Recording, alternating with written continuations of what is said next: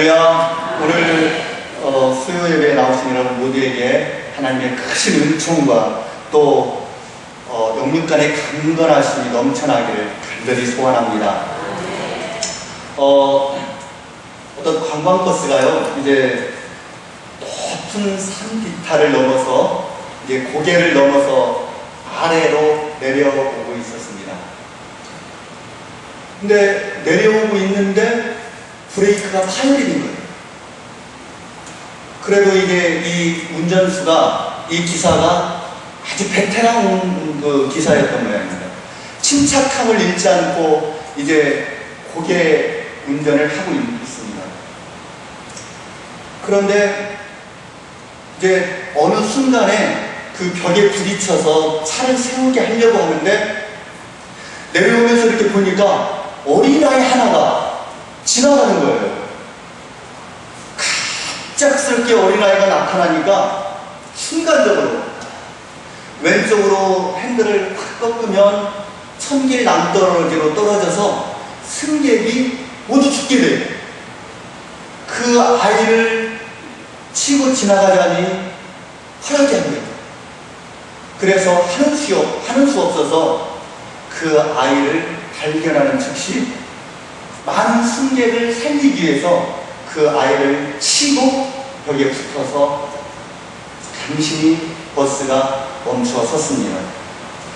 그 광경을 지켜본 이제 그 승객들이 욕을 해대며 그 기사의 멱살을 붙잡고 세상에 그럴 수가 있느냐, 네가 사람이냐, 아주 못된 그런 욕을 하면서 멱살을 잡고 두드러 패기도 하고 그러면서 한 사람씩 내립니다. 그런데 그 버스 기사가 그 모든 욕을 뒤로 한 채 휙 내려가서 그 아이를 주둥겨 안고 아들아, 네 아빠를 용서해라고, 아들아, 내가 너를 이렇게 할 수밖에 없었다 하고 주둥겨 안고 통곡을 하더라는 겁니다. 여러분, 지난 한 주간 동안 저는요, 교회에서 휴가를 주셔서 아주 여러 곳을 돌아다니면서 재미있는 그런 휴가를 보냈습니다. 휴가를 보내면서 오늘 본문 말씀을 열심히 이렇게 묵상하는데요, 하나님께서 저에게 어떤 음성을 들려주셨어요. 어떤 음성인지 여러분 궁금하시죠? 하나님께서 여러분 한 사람 한 사람의 비밀을 저한테 다 말씀해 주시는 거예요. 우리 목사님의 비밀도, 우리 정영채 사모님의 비밀도, 양미정 집사님의 비밀도, 우리 한한주 권사님의 비밀도 다 저한테 말씀해 주시는 거예요. 아주 비밀. 궁금하시죠? 하나님, 저한테 그런 말씀 해주시지 마세요. 그런데 말씀해 주시는 거예요. 궁금하시죠? 어떤 말씀 하시는지. 하나님께서요, 여러분들을 무지무지하게 사랑하신대요. 여러분 한 사람 한 사람을 무지무지하게 사랑하신다고 저한테 말씀해 주셨어요. 그게 큰 비밀이에요. 묻지도 않으십니다. 묻지도 않으셔요. 하나님, 저도 그런데요, 저도 우리 교회 성도님들을 너무너무 사랑하는데, 아유 하나님, 그러면 하나님과 저와는 연적이네요. 저도 우리 성도님들을 너무너무 사랑하고 하나님도 우리 교회 성도들을 너무너무 사랑하니까 연적으로 생각되네요. 여러분, 하나님께서요, 여러분 한 사람 한 사람을 사랑한다고 저에게 말씀을 해주시더라고요. 그런데 하나님, 혹시요 저희들이 짝사랑하고 있지 않을까요? 하나님이 짝사랑하고 있지 않을까요? 여러분 하나님 사랑하세요? 여러분 하나님 사랑하세요? 저도 여러분 굉장히 사랑하는데 저도 사랑하세요? 별로 소리가 적은가? 사랑하지 않는 것 같아요. 사랑하세요? 아, 그래요? 그러면 하나님 사랑해요 한번 해보세요. 시작. 중공님 사랑해요 한번 해보세요. 아, 감사합니다. 저는 이런 소리 들을 때가 가장 행복합니다. 이런 소리 들을 때가. 저는요, 누가 저를 알아주면 너무 좋더라고요. 그리고 누가 저를 좋아한다고 말해줄 때 더 좋아요. 너무너무 좋은 거예요. 근데 여러분들이 주목님 사랑해요, 가슴이 벌렁벌렁하려고 너무 좋아서. 어떤 집사님 한 분이 문자를 보냈는데요. 주목님 사랑합니다. 제 가슴이 벌렁벌렁 해가지고요. 저도 너무 좋았어요. 누가 이렇게 사랑한다라고 그러면 너무너무 좋잖아요. 그죠? 여러분 연애를 할 때 그렇잖아요. 좋아한다는 확신이 들었을 때, 또 그 고백을 받았을 때 세상을 얻은 것처럼 정말 좋잖아요. 모든 것이 아름다워 보이고 모든 것이 좋아 보이고 작은 들에 핀 그 꽃 하나만 보더라도 저기 폈네. 그런데 여러분 기분이 나빠 보세요. 너는 왜 그러냐? 나 너 사랑하지 않아. 이런 얘기를 들었을 때 세상이 깜깜하고요, 모든 것이 이상하게 보이는 거예요. 그쵸? 그런 경험 있어요? 없어요? 있죠? 별로 없으신 모양입니다. 있단 말이에요. 여러분, 하나님께서 여러분을 너무너무 사랑하시는 줄을 믿으시기를 바랍니다. 그리고 저도 여러분을 무지무지 많이 그렇게 사랑합니다. 우리 담임 목사님 계시지만, 담임 목사님 마음도 그러시겠지만, 여러분이 아프시면 제 마음도 아파요. 여러분의 일이 잘 안 되면 제 일도 잘 안 되는 것 같습니다. 여러분이 어려움을 당하시면 저도 마음이 굉장히 괴롭습니다. 여러분의 짐이 모두 제 짐 같아가지고 제가 새벽마다, 우리 담임 목사님께서 새벽마다 무릎을 꿇지 않을 수가 없어요. 여러분 한 사람 한 사람 생각하면은 새벽마다 또 시시때때마다 하나님 앞에 기도를 드리지 않을 수가 없다는 거예요. 여러분, 예전에 사랑이란 해가지고 한마디 멘트로 딱 나와있는 그런 글귀들이 있었죠. 네? 사랑이란 비 올 때에 말없이 우산을 건네주는 것. 사랑이란 여인의 운동화 끈을 살포시 메어주는 것. 이런 얘기 있었잖아요. 기억나요? 안 나요? 나죠? 지금도 나오나요? 사랑이란 입가에 묻은 화풀을 떼어주는 것.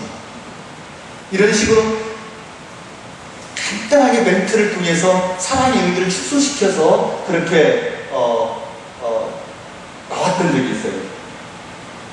어느 글을 보니까요, 여러분, 여자가 사랑을 느끼는 순간 50가지가 있는데 그 중에 한 40가지만 말씀드려볼까? 시간이 없는데 3가지만 말씀을 드려볼게요. 3가지만. 첫째는 어쩌다가 커피를 탁자에 엎드려서 커피가 내 스커트 위로 떨어지기 직전에 잽싸게 소매로 닦아줄 때, 그때 여자들은 사랑을 느낀다는 거예요.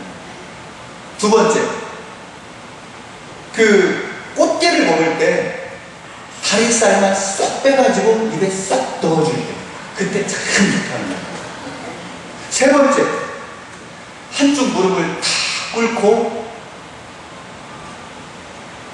여자의 풀어진 운동화끈을 말없이 묶어줄 때, 그때 여자들이 사랑을 느낀다는 거예요. 그때. 여러분, 우리 연로하신, 우리 나이 드신 권사님들이나 장로님들은 이런 것이 좀 대수롭지 않게 아이고 낯간지러서 어떻게 그렇게 하냐 그렇게 여길지도 모르겠습니다만은 이런 데에서 여자들은 사랑을 느낀다는 거예요. 물론 남자들도 마찬가지겠죠. 또 나름대로 사랑 깊은 의미를 간직한 표현들이 있습니다만 사랑이란 서로 신뢰하는 것, 사랑이란 안식을 주는 것, 이런 등등등등 여러 가지가 있습니다. 여러분 물론 커피를 흘렸을 때 스다닥 달려가서 손으로 닦아주는 사람, 그리고 꽃게를 먹을 때 게살을 싹 빼서 입에 쏙 넣어줄 때, 그리고 밥풀을 떼어주는 그런 사랑도 아름다운 사랑이고, 서로 신뢰하고 또 안식을 주는 것도 참으로 아름다운 사랑입니다. 그런데 여러분 문제는 이러한 사랑이요 세월이 흐르면 변한다는 거예요. 사랑이 열심히 열렬하게 사랑을 했다가도 세월이 흐르면 그 사랑이 바뀐다는 거예요. 여러분 어느 40대 부인이요 오랜만에 외식을 하면서 꽃게를 먹는데 남편에게 처녀 시절의 사랑이 그리워서 남편에게 게살을 타서 먹여달라고 그랬대요. 그랬더니 남편이 뭐라고? 참! 네? 니는 손이 없나 다리 없나? 누구 보고 이렇게 받아라고 그러나? 그런다는 거예요. 참! 너는 손이 없나 다리 없나? 이런다는 거예요. 여러분 혹시 그런 분들 계세요? 게살 타달라고 하면 너 혼자 먹어. 너 혼자 먹으라니까. 싫다니까. 끈 풀어진 운동화를 그 남편 앞에 탁 내밀면서 이거 좀 묶어달라고 하면 니는 와 먹는데 발음도 잘 안 되는. 여러분 그러면서 다른 사람 운동화 끈을 잘 묶어준다는 거예요. 다른 사람 운동화 끈은. 여러분 이렇게 사람들의 사랑은 변한다는 거예요. 사람의 사랑은 어쩔 수 없이 한계가 있기 때문에 변한다는 거예요. 여러분 사랑이라고 하는 것은 왜 변해요? 인간의 사랑은 왜 변합니까? 그 사랑은 인간의 것이 아니기 때문에 그래요. 인간의 것이 아니기 때문에. 사랑은 어디에 속해 있다고요? 하나님에게 속해 있기 때문에 하나님만이 완벽한 사랑을 할 수 있다는 거예요. 우리 인간들의 사랑은 이미테이션 사랑, 가짜의 사랑, 모방적인 사랑, 그 모방적인 사랑만 할 수 있을 뿐이지 완전한 사랑은 하나님밖에 할 수 없다는 사실을 여러분 믿으시길 바랍니다. 그런데 여러분 우리가 이런 사랑을 하나님 안에서 주님 안에서 사랑을 하게 되면 우리가 읽지는 않았지만 16절 말씀에 보면은 하나님이 우리 안에 거하시고 또 우리가 하나님 안에 거한다. 아멘. 그런 사랑도 여러분 본래 주인이 있어요. 본래 주인이 금방 말씀드린 대로 바로 사도 요한은 사랑의 본래 주인이 하나님이라고 분명히 답해주고 있습니다. 사랑은 하나님께 속한 것이니 하나님은 사랑이십니다. 아멘. 하나님 자신이 사랑 그 자체라고 그렇게 말씀을 하고 있습니다. 하나님의 사랑은 자기의 독생자를 세상에 보내주신 사랑이에요. 하나님의 사랑은 그 독생자 아들까지도 갈기갈기 십자가에 찢겨서 죽게 하신, 우리를 위해서 죽게 하신 그 사랑이라고 하는 사실을 여러분 믿으시기를 바랍니다. 그분의 사랑은 우리들처럼요 그렇게 희신한란하고 가벼운 사랑이 아니라는 거예요. 그분의 사랑은요 진실된 사랑이고 진지한 사랑이고요 그리고 그 누구보다도 완벽한 사랑이라고 하는 사실을 여러분 믿으시기를 바랍니다. 성경에는 두 가지의 하나님의 사랑의 이야기가 나오는데요, 하나님의 가슴 아픈 사랑 이야기가 나옵니다. 첫째는 아브라함의 사랑이에요. 아브라함이요 어떻습니까? 창세기에 보면 아브라함이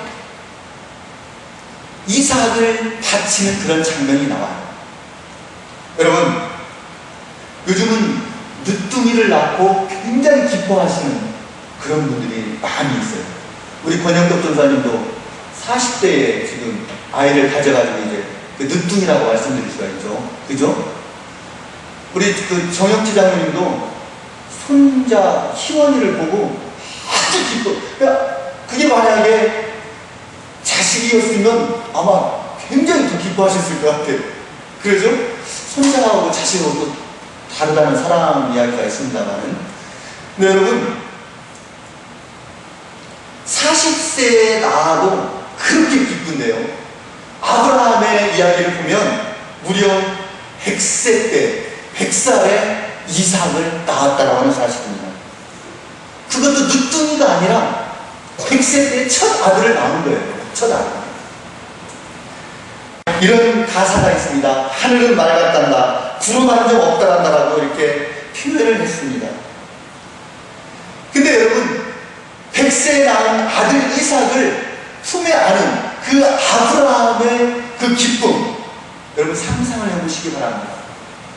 아무것도 생산해낼 수 없는 그 100세 할아버지가, 그 100세 할아버지가 아들 이삭을 낳고 품에 안았을 때의 그 기쁨이라고 하는 것은 여러분 상상할 수 없는 그런 기쁨을 느꼈을 거예요. 더군다나 아내 사라는 그 쭈그런 할아버지 할머니가 되어서 더 이상 생산할 수 없는 그런 가운데에서 하나님께서 사랑하심으로 그렇게 자손을 주셨습니다. 저희 장인어른께서요 군대를 갔는데 전보가 나왔대요. 전보가. 그래서 딱 받아보니까 아들아 네 동생을 낳았다 이렇게 전보가 왔더라는 거예요. 그러니까 우리 장인어른께서 기가 막히셔갖고 군대 그러니까 한 20살이나 21살 때 군대 갔잖아요. 그때 아들아 네 동생 낳았다 이렇게 전보가 왔더라는 거예요. 여러분 그 처할아버지께서 그분에게 있어서 제일 늦게 태어난 그 아들이 어떤 존재였는지 저는 한 번도 들은 적이 없습니다만 아브라함이 이삭을 향한 그 마음은 묻지 않았을 것이라고 저는 그렇게 생각을 합니다. 그런데 여러분 그 정말 귀하고 귀하게 낳은 그 아브라함의 아들 이삭을 하나님께서 우리가 잘 아는 대로 바치라는 명령을 내리지 않아요? 하나님께서 이삭을 바치라는 그 명령을 내립니다. 그 명령을 수행하지 않을 수가 없습니다. 아브라함은 이삭을 데리고 나귀에 안장을 지우고 그리고 종들과 함께 이삭을 데리고 먼 길을 지금 떠나고 있습니다. 아브라함은 아무 말을도 하지 않았어요. 그리고 그 찢어지는 가슴을 부여안고 터벅터벅 걸어갔습니다. 차라리 영원히 목적지가 나오지 않았으면 좋겠다라는 그 심정으로 아마 걸었을지도 모르겠어요. 그냥 영원히 그 모리아산이라는 그곳이 나타나지 않았으면 좋겠다라는 그 심정으로 걸었을지도 모르겠어요. 살을 생으로 도려내고 정말 붉은 붓으로 피를 생으로 뽑아내는 그 아픔이 찾아오고 있었을지도 모르겠어요. 세상의 모든 것이 아름답지 못했습니다. 이제까지 예쁘게 보였던 그 들꽃의 아름다움도, 이제까지 아름답게 보였던 그 들판들도 아무것도 아름답게 보이지 않았어요. 그 길은 산일길이었습니다. 아브라함에게는 잠이 사라졌어요. 영원히 이대로 그냥 걷기만 했으면 좋겠다고 생각을 했을지도 모르겠어요. 여러분 세상에는 참으로 많은 고통들이 있습니다. 세상에는 참으로 많은 슬픔들이 있습니다. 그런데 아브라함의 이 고통과 슬픔만한 고통이 또 어디 있겠습니까? 고난을 겪고 있는 이 아들 이삭을 바쳐야 하는 이 심정이야말로 그 누구도 이해할 수 없는, 정말 가슴이 찢어지는, 정말로 표현할 수 없는 그런 고통이었을 것입니다. 40세 된 아버지가 있었습니다. 이 아버지는 교통사고로 척추 수술을 받게 되었는데 병원에서 며칠 전에 입원을 했는데 며칠 전에 병원에 아내가 이제 면회로 옵니다. 그리고 영영 오지를 않습니다. 집에는 4살 된 아들이 있는데요, 그 아들이 보고 싶어서 그 척추가 아픈 이 몸을 이끌고 잠시 외출을 해서 문을 아무리 두드려도 열리지가 않습니다. 그래서 담장 너머로 이렇게 보고 자기 아들을 한번 보고 다시 병원으로 돌아왔습니다. 그리고 며칠 있다가 또 다시 이제 너무너무나 그 아들이 보고 싶어서, 그리고 아내도 보고 싶어서 이제 그 집을 찾아갑니다. 문을 두드려도 문이 열리지 않습니다. 어떻게 해서 문을 따고 들어가서 창문을 깨고 그 집으로 들어가 보니까 그 4살박이 아기가 엎드러져 죽어 있더랍니다. 그것도 부패가 심하게 되어서 부검을 해도 원인이 뭔지를 모를 정도로 그렇게 부패해 있었다는 거예요. 여러분, 이 아버지가 그 아들을 안고 통곡했을 그 장면을 한번 여러분 상상해 보시기를 바랍니다. 저는 그 아들을 안고 울었을 아버지를 생각하며 가슴이 미어지는 것을 느꼈습니다.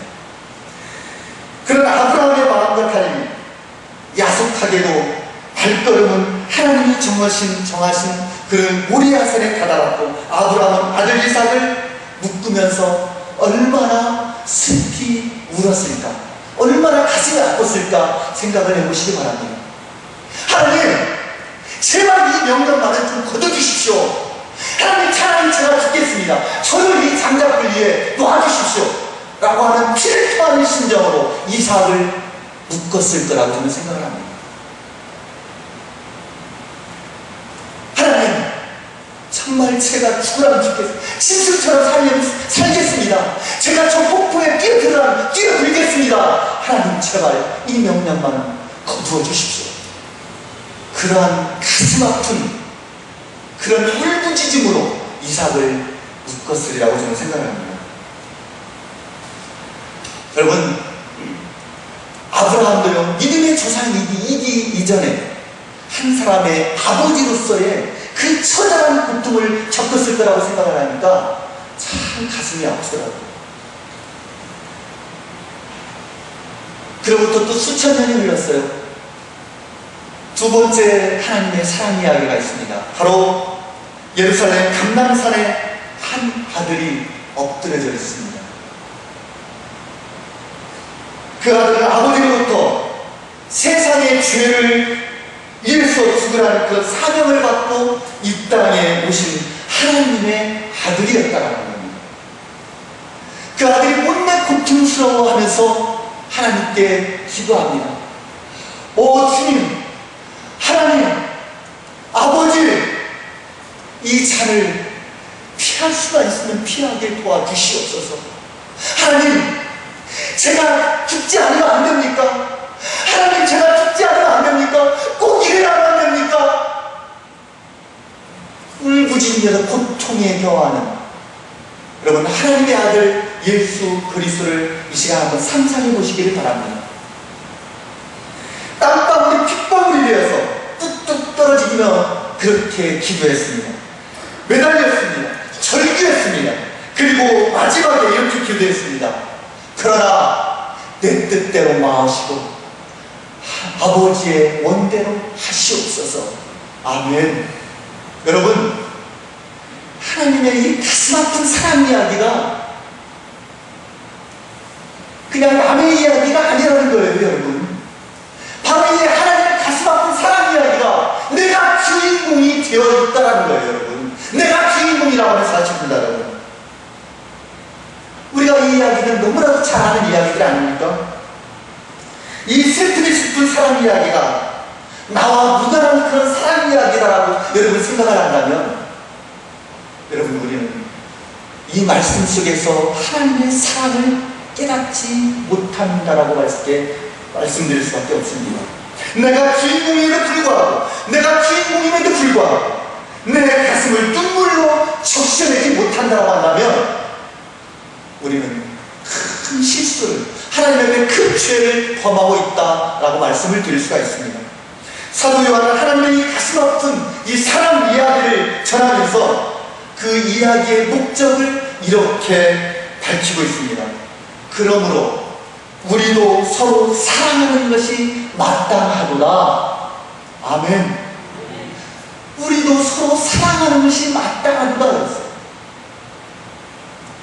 만일 우리가 서로 사랑하면 하나님의 사랑을 온전히 이루느니라. 16절에 보시면 또 사랑할 때 거하는 자는 하나님 안에 거하고 하나님도 그의 안에 거하느니라. 아멘.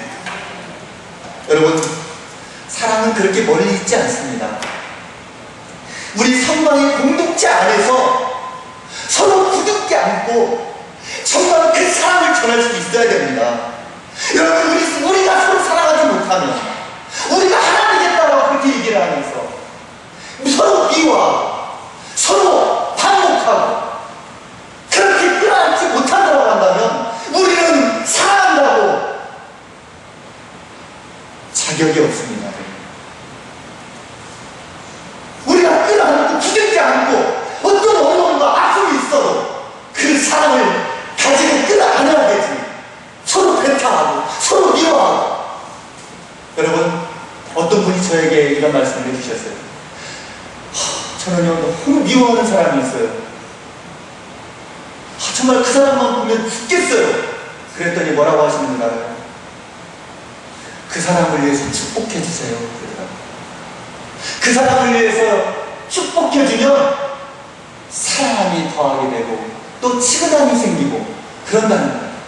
그래서 제가 억지로 오늘 새벽에 기도하면서 하나님, 그분 축복해 주세요. 억지로라도 하니까 여러분, 그 사람에 대한 미움이 사라집니다. 아멘. 여러분, 그 사람에 대한 미움이 있으면 축복해 주세요. 저는 그분의 말씀이 하나님의 음성으로 들렸어요. 하나님께서 나에게 해주신 그 말씀으로 들렸다고요. 여러분, 우리가 사랑한다 하면서 사랑하지 못하는 것, 물론 인간이기 때문에 한계는 있어요. 그러나 흉내라도 내야 되지 않아요. 흉내라도 내서 두둥지 않고 끝까지 그 사람을 끌어안고 기도하고 사랑해주고 그렇게 해야 되지 않겠느냐는 거예요.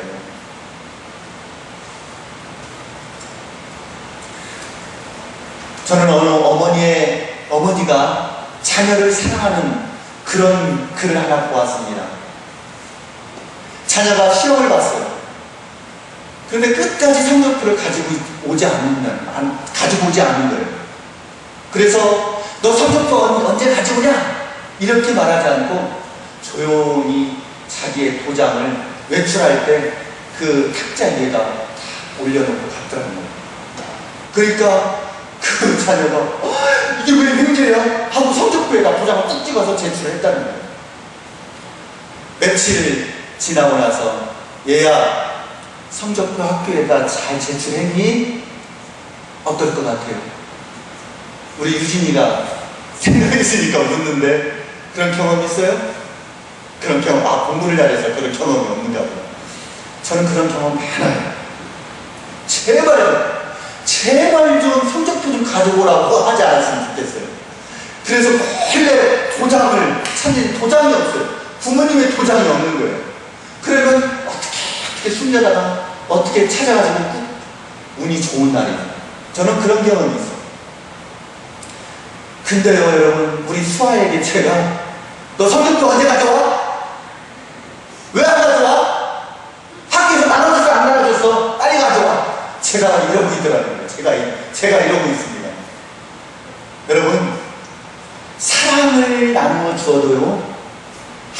하나님의 지혜가 필요해요. 무작정 사랑을 하는 것만이 정말 그게 아니라 사랑을 하면서도, 사랑을 주면서도 하나님의 지혜로 사랑을 하는 것이 참 중요하다, 그런 말씀입니다. 여러분, 우리는 우리 시에게 사랑을 그렇게 강요를 합니다. 그래서 사랑할 줄을 잘 몰라요. 왜 그러냐면요, 그 사랑은 우리가 빌려온 사랑이기 때문입니다. 그래서 하나님께 사랑의 지혜를 구해야 한다는 거예요. 하나님께 그 사랑의 지혜를 구해서 그렇게 사랑할 수 있기를 바랍니다. 여러분, 그렇게 사랑을 해주시기를 바랍니다. 시어머니와 며느리가 얘기를 하는데, 그 시어머니와 며느리의 거짓말에 대한 말씀을 잠깐 드릴게요.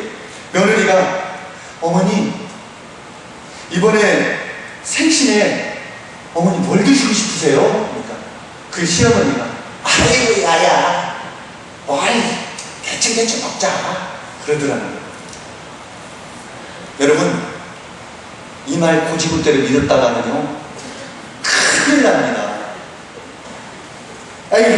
그 다음날 바로 하얀 머리털을 찔끔 동여매고, 에고 늙으면 죽어야지 하고 들어 눕는다고요.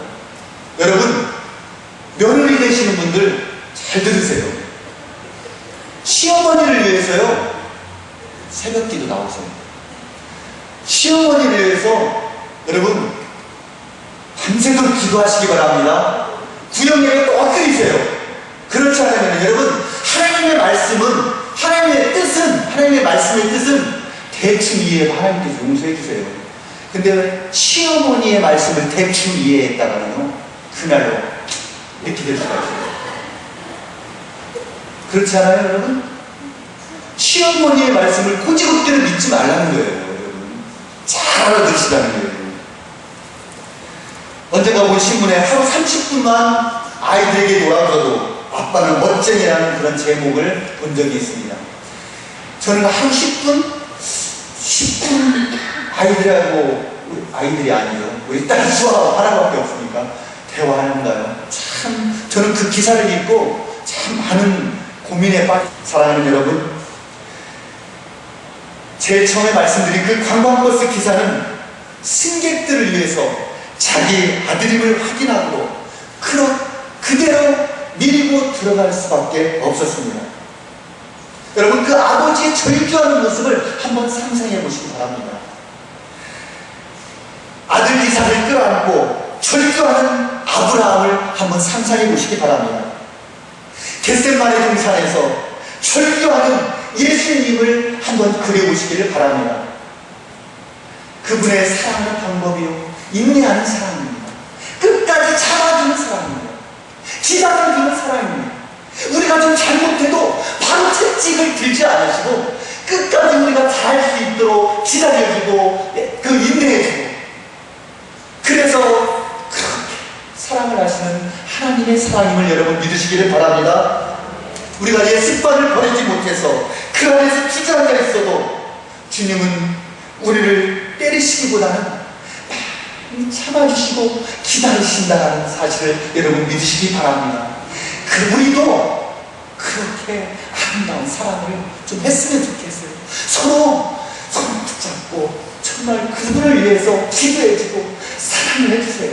그리고 그분을 위해서 축복해 주시기를 바랍니다.